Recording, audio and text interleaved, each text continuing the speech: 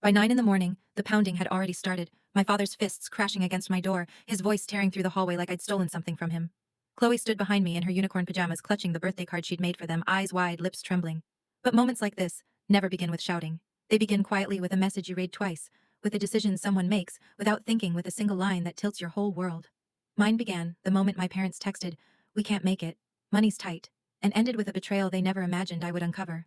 Before I go any further, tell me where you're watching from. I'm always surprised by how many of us grew up carrying the same kind of quiet hurt. And if you've ever been overlooked, dismissed, or betrayed by your own family, hit like and subscribe. You're not alone here, and what happened next changed everything. Growing up in the Collins house felt like living in a story where I was written into the background. People think favoritism is loud, obvious, flamboyant, but in my family it was quiet, precise, consistent. It showed up in the smallest places like a shadow that followed me everywhere. I was 14 when I realized I was expected to clean up the messes no one else wanted to touch. It was July, thick and humid, the kind of heat that made everything feel slow. Mark sat at the kitchen table, surrounded by past due bills. Diane hovered behind him, whispering the same soft assurances she'd whispered my whole childhood. They didn't tell me everything they never did, but they told me the one part they needed. "Sweetheart, you have your college fund, just for now." Mark didn't even look at me. Not a single apology. Not a hint of hesitation. Just a nod, like this was the natural order of things. I remember opening my little metal lockbox that night, the one covered in stickers from library contests. Every dollar I handed over felt like peeling off a piece of myself. He hugged me tight, promised he'd make it up to me. He didn't. That moment became a blueprint for years I didn't know were coming. Josh, on the other hand, floated through life untouched. When he turned 16, Mark handed him the keys to a used Honda like a coronation. Diane cried proud tears in the driveway. I stood beside them with snow soaking into my shoes. 3 weeks later, when I asked to borrow it for a school event, Mark flicked his eyes at me and said, "You've got legs, don't you?" So I walked. 3 miles. In sleet. That was the pattern. Holidays played it the same way. Josh got gadgets and jackets. I got a sweater on sale. Group photos placed him center frame while I hovered at the edge. At 17, when I won a statewide design award, I put the certificate on the dinner table hoping someone would notice. They didn't. Josh mentioned making varsity, and suddenly Mark was raising his beer, calling him the pride of the family. By 19, I moved out a studio above a laundromat that smelled of detergent and warm air. It should have felt like nothing, but to me, it felt like breathing for the first time. Still, the gravitational pull of my family didn't loosen. Whenever Mark fell behind on bills, my phone buzzed. Diane's lines were always the same. "You're the only one responsible enough. Your brother's going through a lot. This is just until things get better." It never was just until. When I met Naomi at work, she saw things no one else bothered to notice: how my shoulders tensed whenever Mom flashed on my screen. Once she asked, "Why'd you brace like that? Like you're preparing for a hit?" I laughed it off, but the question stuck to my ribs for days. Because she was right. I was bracing. Always. And then came the day I found out I was pregnant with Chloe. Lying on my bed with one hand over my stomach, ocean wind humming through the cracked window, I promised myself she would grow up knowing she mattered. What I didn't know then was how far I would eventually have to go to keep that promise. My 20s should have felt like rebuilding, but instead they turned into another decade of quiet responsibility. Every time Mark's name lit up my phone, a knot formed in my stomach before I even answered. He never called to ask how I was. Only what I could fix: car insurance overdue, phone plan behind, water heater broken again. Josh never got those calls. He got praise, excuses, and the kind of protection I didn't even know parents could give. It was like my family had decided I was the safety net years before I understood what that even meant. But I kept swallowing it. That's what daughters like me were trained to do: absorb the chaos, so the family could keep pretending everything was fine. When Chloe was born, I believed things would change. Babies soften people, right? They opened doors that had been closed. And for a moment I thought maybe, just maybe, my parents would try. They loved the title of grandparents enough to post about it, but they rarely showed up in the real world where Chloe waited for them. She made drawings for them, messy little hearts and stick figures with big smiles. She'd sit by the window on Saturday mornings humming to herself, expecting them to walk up the path. Sometimes she'd fall asleep there, her forehead pressed against the cold glass. Each time she asked, "Will they come this time?" something inside me tightened. A feeling I recognized too well from my own childhood, that slow, painful expectation that always ended the same way. Still, I tried to pretend. To shield her. To keep my voice soft, even when the truth hovered loud. One winter afternoon, as she colored pictures at the kitchen table, Diane called me. Her voice was sharp, but coated in that familiar sugar glaze she used when she wanted something. "Your father's overwhelmed," she said. "He feels like you're pulling away again. Again. As if distance wasn't the natural consequence of being ignored for years." "I just asked him to plan ahead," I said. "I can't cover everything anymore." Diane sighed like I'd disappointed her. "Avery, you know he depends on you. Don't embarrass him. He's under enough stress." There it was, the pattern in one sentence. His pride mattered more than my sanity. More than my daughter. When I hung up, Chloe looked up at me with big, curious eyes. "Are they coming this weekend?" I hesitated, the same hesitation I had learned from years of standing outside their priorities, but I forced a smile. "We'll see, sweetheart." But we both knew what that meant. Late that night, after Chloe fell asleep with her little hand curled around mine, I stared at the ceiling and finally let the truth settle. This wasn't about one birthday or one forgotten weekend. This was a lifetime of being treated as a backup plan, and they were starting to treat Chloe the same way. What I didn't know that night, what I couldn't have imagined, was how quickly everything would snap. How fast all those small wounds would gather into one sharp point, aimed right at the life I had built. Within days, the first blow landed. And it didn't come gently. The first crack didn't come from shouting or slammed doors. It came on a quiet Tuesday morning while Chloe painted beside me on the kitchen table. The wind rattled the windows, the smell of acrylic drifting through the room. I was reviewing wireframes for a client when a notification from Diane flashed across my phone. New photos posted. I clicked out of habit and wished I hadn't. There they were, Mark, Diane, Josh, his wife, their boys. Matching flannel, a giant Christmas tree behind them. A cabin I had never been invited to. The caption read, "Our annual family tradition. Tradition." But what stopped me wasn't the photo. It was the space where Chloe and I should have been. Missing, cropped, carefully erased. A comment from Linda appeared under it almost instantly. "Such a beautiful family, Avery should take notes." My grip tightened around my phone. Chloe noticed the way my breath hitched. "You okay, Mom?" "I am." I lied. "Just cold." But I wasn't cold. I was finally seeing the truth without excuses. We weren't forgotten, we were edited out. 2 nights later, at nearly 11 p.m., Diane texted me, "Don't embarrass your father. He's stressed enough. Embarrass him." Earlier, Mark had called demanding I cover his car insurance just this once. When I hesitated, he hung up without a word. Now Diane was doing what she always did, smoothing over his behavior and assigning me the guilt. As I stared at her message, I watched Chloe sleeping on the couch, her face tucked into her blanket. For the first time, I saw my own childhood in her posture, the waiting, the wanting, the quiet acceptance. That scared me more than anything.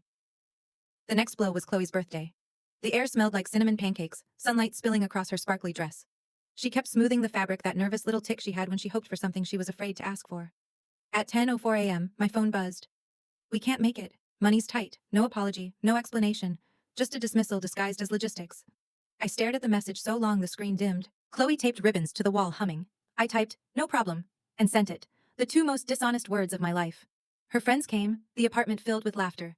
I smiled until my cheeks ached. But when the last door closed and the quiet settled back in, Chloe sat on the edge of the couch, staring at the single leftover cupcake. "Maybe next year," she whispered. That was the first wound. The second came from a sound I will never forget. Familiar laughter drifting from Chloe's tablet. She had tapped a notification, Josh's livestream. There they were. My parents, dressed up, laughing under chandelier lights, handing Josh's boys enormous gifts wrapped in gold paper. Chloe froze, her lips parted but no sound came out. Then she whispered it, the sentence that cracked something inside me forever. "Guess they love them more." It wasn't dramatic, it wasn't loud, it was quiet heartbreak spoken by a 7-year-old trying not to cry. Something in me shifted. Clean, sharp. But the worst wasn't the live stream. It came later that night when I opened my laptop. Naomi had told me weeks earlier to check my accounts. I brushed it off then. But with Chloe's voice echoing in my chest, I clicked open my bank portal. What I saw didn't make sense at first. 3 loans, a credit card I'd never opened, charges I'd never made, names and dates I didn't recognize. Then I saw the linked phone number, my parents'. My heartbeat faltered, then slowed, then pounded so hard it hurt. This wasn't forgetfulness, or favoritism, or emotional neglect. This was theft, from the same people who claimed they had no money to come to Chloe's birthday. I didn't cry. I didn't panic. I just stared at the evidence, at the digital signatures that weren't mine, at the transactions that matched Mark's exact patterns, and realized something terrifying. They never saw me as a daughter. They saw me as a resource.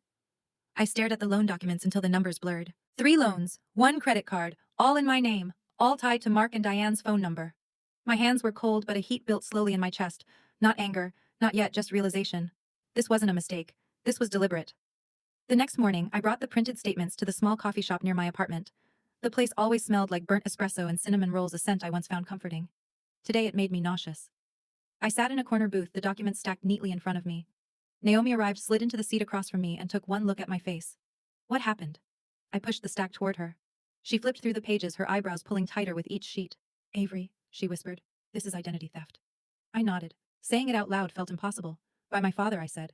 She didn't hesitate, didn't defend them, didn't try to minimize it the way Diane always did. She just squeezed my shaking hand and said the words no one in my family had ever said. "You don't deserve this." It almost broke me, but the break was still coming. 2 days later, Diane called. I answered, hoping stupidly that maybe she'd sensed something was wrong. Maybe she'd ask if Chloe was okay. Maybe she'd apologize. Instead, I heard her whispering to someone before she realized the call had connected. "Avery always exaggerates. Josh's boys are our legacy. She needs to stop being so sensitive." Legacy. The word felt like acid in my throat. When she finally spoke directly to me, her tone flipped, instantly gentle, performative, the same syrupy sweetness she used when trying to shape the narrative. "Your father is overwhelmed," she said. "He says you're pulling away again. Maybe you should just apologize. Apologize for being stolen from, for being erased from photos, for Chloe being ignored." I ended the call before I shattered. That night, 12 voicemails filled my inbox, Mark's voice swinging from anger to guilt to accusation. In none of them did he mention Chloe, not once. He only cared that I'd stopped being useful. By dawn, I had saved every voicemail into a folder labeled "for later." I didn't know what later meant, not yet, but the folder felt heavier than the laptop itself. The final escalation came 2 days after that. Chloe came home unusually quiet, clutching her backpack straps so tightly her knuckles were white. "What's wrong, baby?" She didn't look at me. She stared at the floor. "Grandma told Brooke." Her voice broke. "She said Josh's boys are special because they carry the family name. Does that mean I don't matter?" My world stopped. I knelt in front of her, lifting her chin gently so she could see the truth in my face. "You matter more than anything," I whispered. "More than they'll ever understand." She nodded, but her eyes betrayed her the same eyes I had as a child, desperate to make sense of all the places love should have been, but wasn't. That moment, that single trembling question snapped something inside me I could never repair. Everything I had swallowed for years surged to the surface. The loans, the photos, the birthday, the live stream, the whispers behind my back, the endless emotional labor. This wasn't just my story anymore. It was hers, and I realized with bone-deep clarity that if I didn't stop them now, they would carve the same wounds into Chloe that they carved into me. The storm was already gathering at my front door, and when it arrived, I would no longer be the quiet daughter they expected. I would be something they'd never seen before. It happened at exactly 9 in the morning. The pounding was so violent it shook the picture frames in the hallway. Chloe dropped her spoon milk, splashing across the table. Her eyes darted to me wide and terrified. "Bang! Bang! Bang! Avery! Open this damn door!" Mark's voice, raw, explosive, cracked through the apartment like a lightning strike. I felt Chloe press against my leg, her small fingers clutching my sweater. "It's okay," I whispered, though my pulse hammered against my ribs. I walked toward the door, every step deliberate. I wasn't shaking. I wasn't rushing. Something inside me had cooled days ago, settling into a steadiness I barely recognized. I unlocked the door and opened it just a few inches. Mark's face filled the gap. Red. Wild. A fury he'd spent a lifetime polishing. Diane hovered behind him, pale and frantic. And to the right, because of course Linda and her daughter Brooke were filming on their phones like they were courtside at a show. "What did you do?" Mark barked, pushing against the door. "The phone's dead, the insurance is gone, the membership is cancelled, everything." "You think this is funny?" "Everything I paid for," I said calmly. "I stopped paying for." His jaw twitched. "You ungrateful little..." "Careful," I cut in. "Use a word you actually understand." Brooke's camera zoomed in. "This is insane," she whispered, grinning. "Keep going, Uncle Mark. You came here to record this." I asked them. "Perfect. Then record all of it." Mark shoved harder, but I braced my foot against the door. "You're poisoning Chloe against us," he snapped, dragging a child into adult problems. Chloe tucked herself behind me. Diane gasped, as if shocked to see the granddaughter she'd ignored for months. "You forgot her birthday," I said quietly. "You forgot Christmas. You forgot her." "That's not the point," Mark yelled. "Family has responsibilities. Bills, priorities." "Exactly," I said. "And for years I covered yours."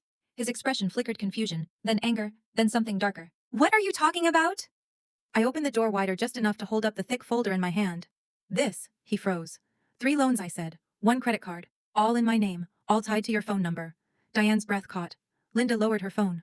Brooke leaned in closer. Mark blinked slowly, then spat. "We needed the money. You didn't." That sentence caught perfectly on Brooke's livestream, hung in the air, like a confession he never meant the world to hear. "And that," I said, "is identity theft." "That's not what happened," he snapped. But Diane's voice cracked through the air before he could finish. "Mark, stop. She knows. It wasn't the first time." The world went silent. Even the wind outside seemed to pause. Mark whipped around. "You weren't supposed to..." "I covered for you," she sobbed. "Every time. I thought it would ruin the family." "It did," I said. "You just never noticed." He lunged as if to grab the papers, but I stepped back out of reach. "You file anything?" He snarled in. "I already did." The hallway froze. Mark, Diane, Linda, Brooke. Every expression collapsed in real time. Brooke's phone slowly lowered as she whispered, stunned, "Oh my God." I held Mark's gaze steady and unflinching. "I will protect my daughter," I said. "Even from you." Behind me, Chloe tugged my sleeve. "Mom, can we close the door?" "Yes, baby." I gave Mark one last look, a look he had never seen from me in his life.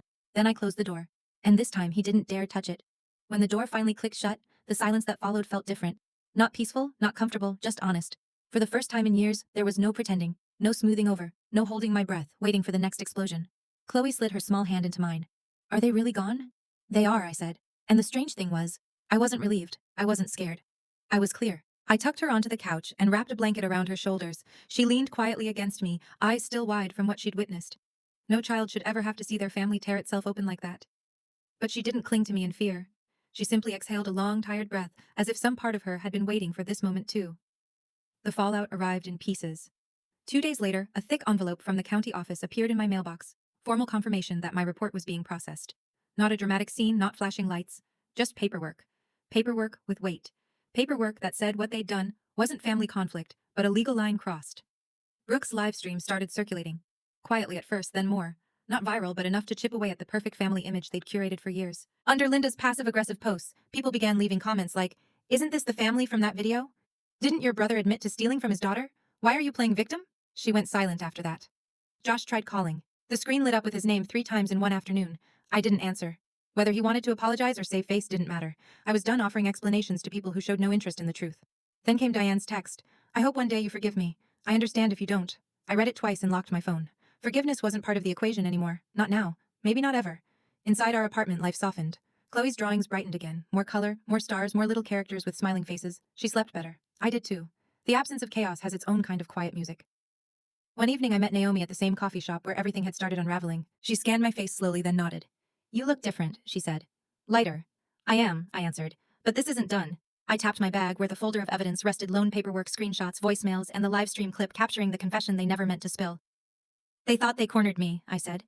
They have no idea what they've given me. Naomi leaned forward. So what's next?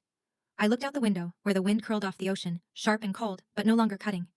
Whatever keeps my daughter safe, I said. And whatever makes sure this follows them everywhere they try to hide. There was no anger in my voice, just clarity, a new beginning disguised as an ending.